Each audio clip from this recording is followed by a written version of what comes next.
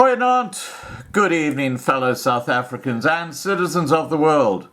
Now, unfortunately, it's not good news about what happened today in South Africa. And let's start off with the areas around Cape Town. The xenophobic attacks and the looting have now spread to the Cape Town area. Reports of violence in Philippi and Samora Machel, which is about 20 kilometers from Cape Town. It's a black township. And scores of foreigners apparently been attacked, as well as looting. And Premier Alan Wind wrote, an angry mob descended on a supermarket where they began looting. They managed to break the fencing, and as soon as they broke the fencing, they managed to break open the doors and got into the Spar. The numbers started to increase. They looted the Spar and left nothing. And he also goes on to say, there's a police raid on Samora Machel Shebeens, which has taken a violent turn. Violence broke out in Samora Machel on Saturday night during a police raid on illegal shebeens in the area, which apparently incensed some community members. So things are not looking good at all in Cape Town. And Marlene has sent me some information about what's happening in Johannesburg, and it doesn't look any better there at all, unfortunately. Businesses in part of the Johannesburg city centre and surrounding areas have shut their doors as a group of men, believed to be mostly hostile dwellers from Jeppiestown, marched and protested on Sunday afternoon. Some of the men were armed with sticks and pangas. It's understood they're calling for African migrants to leave the city. It is understood the men who marched to the city centre are the same group who disrupted a gathering which was being addressed by Inkatha Freedom Party President Emeritus Mangosuthu Buthelezi on Sunday morning. Buthelezi went to Murray Park, which is on the corner of Jules and Berg Street in Jeppiestown, to speak to about 1,200 George Goch, Denver and Hostel residents following a week of xenophobic violence and looting.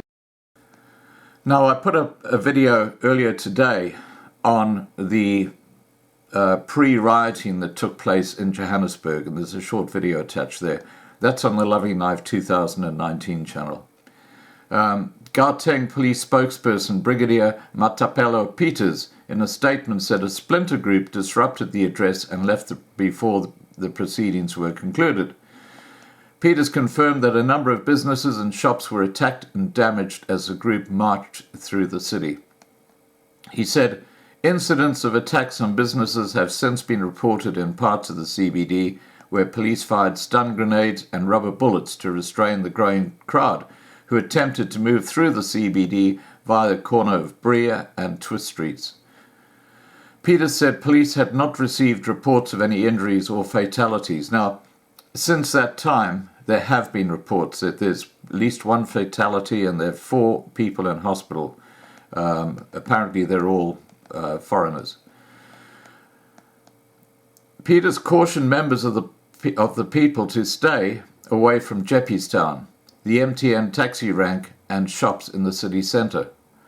Sunday Independent, Roland Mpofu, who was stuck in a closed shop at the taxi rank, said he was in the terminus when he saw a group of about 30 people attacking a shop.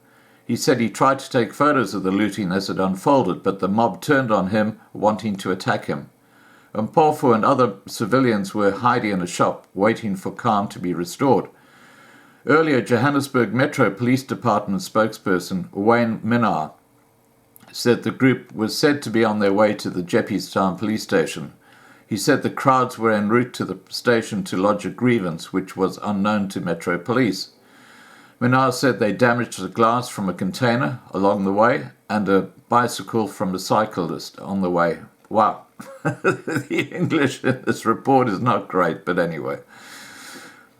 No arrests have been made, and traffic in the city is not affected as Metro Police monitor the group. According to footage shared on Twitter, the crowds were seen singing and chanting with sticks and branches on them. Well, that's a video which I showed just a short while ago. On Thursday night, President Cyril Ramaphosa said 10 people, including 2 foreign nationals, were killed in the attacks in the past week.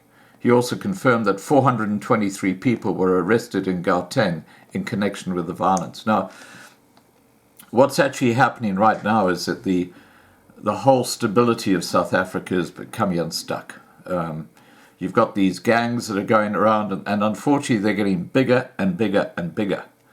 And it's spreading to places like Cape Town. And it's a no-brainer. It's going to spread to places like Durban and Pietermaritzburg as well.